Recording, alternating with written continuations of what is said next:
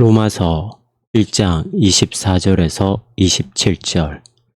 더러운 정욕, 욕된 몸. 그러므로 하나님은 사람들을 마음의 정욕대로 더러움에 내버려 두셔서 그들의 몸을 서로 욕되게 하셨습니다. 그들은 하나님의 진리를 거짓으로 바꾸었고 창조자보다 피조물을 더 경배하고 섬겼지만 그분은 영원히 찬송받으실 분입니다. 아멘. 이 때문에 하나님은 그들을 부끄러운 정욕에 내버려 두셨습니다. 여자들마저 순리적인 성관계를 영리로 바꾸었으며 남자들도 여자와의 순리적인 성관계를 저버리고 서로를 향하여 음욕이 부릴 듯 했습니다. 남자가 남자와 더불어 부끄러움을 모르는 짓을 하여 그들의 잘못에 상응하는 보응을 스스로 받았습니다. 바이올린 활에서 음악이 흘러나온다는 사실을 전혀 모르는 어떤 사람이 있다고 상상해보자. 그 사람은 바이올린 활을 보고 어리둥절 할 것이다. 정성스레 만든 도구이긴 한데 그 용도가 무엇인지 모르겠다. 광택을 내는 도구라기에는 너무 가늘고 집이나 정원에서 아무렇게나 사용하기에는 너무 섬세하다. 줄을 조이는 작은 조정 나사까지 달려 있으니 당신이라면 그걸로 과연 무엇을 하겠는가? 누군가 바이올린을 만들어서 활을 집어들고 연주를 시작해야 비로소 그 비밀이 풀릴 것이다. 활만 보아서는 활이 만들어내는 아름다운 소리는커녕 그 용도가 무엇인지도 상상하지 못할 것이다. 마찬가지로 바이올린만 보아서는 그것을 어떻게 연주하는지 상상도 못할 것이 틀림없다. 그러나 지난 수세기 동안 바이올린과 활은 서로를 위해 존재했다. 둘 중 어느 쪽이든 함께 어우러져야 비로소 완전해질 것이다. 이 예화에 대해 많은 독자들이 나를 세우고 있는 소리가 벌써부터 들린다. 모든 예화는 불완전하고 부적절하기 마련이다. 이 바이올린 예화 역시 대부분의 다른 예화보다 나을 것이 없다. 물론 남자와 여자는 활이나 바이올린과는 다르다. 예수님이 완전하셨던 것처럼 우리는 남자가 여자 없이도 완전해질 수 있음을 안다. 그건 여자도 마찬가지다.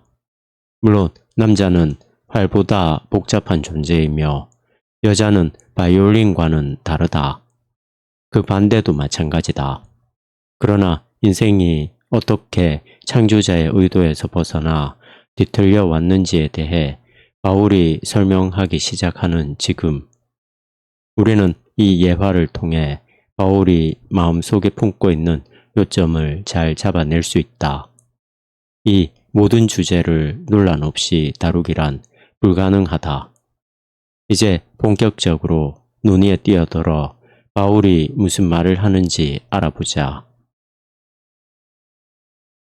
이 본문 전체에 걸쳐 바울은 창세기 1에서 3장이라는 특정한 본문을 염두에 두고 있다.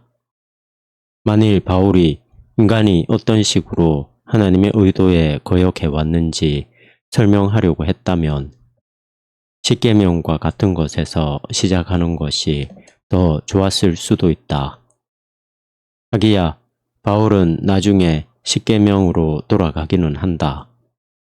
그러나 앞으로 보겠지만 당장 여기서 이스라엘의 율법을 다루는 것은 바울의 목표에는 적합하지 않다. 바울은 단순히 인간 역사의 특정 시점에 주어진 율법뿐만 아니라 창조 질서의 구조를 어떤 식으로 위반해 왔는지를 추적하고 싶어 한다. 바울은 창조 질서라는 게 존재한다고 가정한다. 창조는 무작위적이거나 임의적이지 않다. 바울은 창세기 1장을 제1의 신학적 진술로 받아들이면서 사람이 하나님의 형상으로 창조되었고 인간 이외의 피조물을 돌보는 책임을 부여받았다고 본다. 사람은 번성하라는 명령을 받았다. 사람은 남성과 여성이 결합하는 상보성을 통해 하나님의 선한 세계가 품고 있는 풍부한 생식 능력을 찬양하고 누려야 한다. 또한 동상과 그 안에 모든 것을 맡은 청지기로서 하나님의 명령을 세계에 펼칠 책임을 부여받았다. 남녀는 서로 아주 다르지만 창조의 음악을 만들기 위해 서로는 물론 하나님과 동력하도록 설계되었다. 이 세계의 구조 깊은 곳에는 상이한 것들의 결합에 상응하는 어떤 것이 내재해 있다. 그것은 동류의 단순한 결합으로는 도달할 수 없다. 이것은 바울이 인간 생명의 타락을 예시하는 첫째 사례로서 바로 동성애 행위를 들었다는 당황스러운 사실을 설명하는 데 도움이 된다. 바울이 이 특정 행위를 목록 맨 위에 둔 이유는 도대체 무엇이겠는가? 많은 사람들의 제안처럼 단순히 바울이 유대인으로서 특별히 이 행위를 역겹게 생각했다는 것은 그 답이 아니다. 물론 유대교는 여러 이방 문화에서 받아들이고 또 환영하기까지 했던 동성애 행위를 항상 금했다. 혹은 단순히 네로 황제가 온갖 형태의 성적 변태 행위를 포함하여 동성애 행위에도 빠졌던 것으로 알려져 있었으므로 바울이 로마 제국의 체제와 부패하고 부도덕한 권력을 책망하고 싶었으리라는 것도 그 답은 아니다.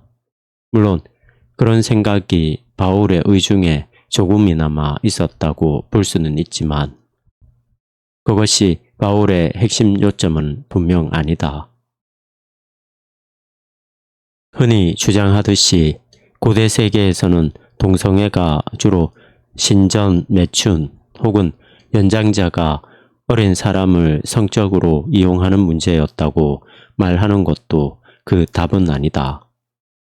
비록 이 두 경우가 아주 보편적이긴 했지만 말이다. 네로의 예에서도 알 수 있듯이 동성 결혼도 없지 않았다. 플라톤은 남자들 사이에서 이루어지는 진지하고도 지속적인 사랑에 대해 긴 토론을 제공한다. 현대 세계는 이러한 현상에 다양한 명칭을 갖다 붙인다. 동성애자를 최근에는 게이와 레즈비언으로 구분하기도 한다. 이 불명확한 명칭들은 광범위한 정서와 행위를 담고 있는데 이러한 현상이 최근에 와서야 나타났을 뿐이라는 생각은 어수룩한 것이다. 그렇다면 바울의 요점은 단순히 우리 유대인은 이것을 용인하지 않는다라거나 이런 관계는 언제나 불평등하고 착취적이다라는 것이 아니다. 그의 요점은 이것은 남성과 여성이 만들어진 목적과 다르다는 것이다. 그는 동성에게 성적 매력을 느끼는 모든 사람이나 실제 동성애 관계에 있는 모든 사람이 반드시 구체적인 우상 숭배 행위를 범해서 그 지경에까지 이르렀다고는 주장하지 않는다. 또한 그런 상황에 빠진 모든 사람이 이성관계의 가능성을 고의적으로 포기해서 그 지경에 이르렀다고 가정하지도 않는다. 본문을 그런 식으로 읽는 것은 바울의 더 크고 포괄적인 관점보다는 근대 개인주의의 영향이다. 바울은 오히려 인류 전체에 대해 말하고 있다. 바울의 요점은 저기에 이런 매스꺼운 짓거리를 하는 예외적으로 사악한 사람들이 들어있다는 것이 아니다. 남성과 여성의 결합이라는 창조자의 의도에 대한 명백한 왜곡이 세상에서 벌어진다는 사실이 곧 인류 전체가 본성을 왜곡하는 우상숭배의 죄에 빠져 있음을 가리킨다는 것이 바로 바울의 요점이다. 그는 동성애 관행을 인간 세계 전체가 고장났음을 말해주는 표지로 본다. 이러한 고장은 사람들이 에덴 동산의 아담과 하와와 마찬가지로 하나님의 진리를 놓치고 하나님의 음성보다는 피조물의 음성에 귀 기울이므로 하나님이 사람들을 정욕이 이끄는 대로 따라가도록 내버려 두신 결과라고 바울은 말한다. 나중에 아브라함의 믿음과 그 결과를 설명할 때 바울은 하나님을 신뢰하고 다시 한번 그분께 영광을 돌리는 사람들을 통하여 일장의 문제들이 어떻게 해결되는지를 찬찬히 보여줄 것이다. 이러한 더 큰 맥락에서 볼 때에만 바울의 생각에 깊이 깔린 기본 요점을 발견할 수 있다. 그럴 때에만 이 본문에 대한 얄팍한 이해를 피할 수 있다. 불행하게도 그러한 얄팍한 이해는 가뜩이나 복잡한 주제에 대한 논의를 더 어렵게 할 뿐이다. 바울은 하나님은 내버려 두셔서 라는 표현을 반복한다.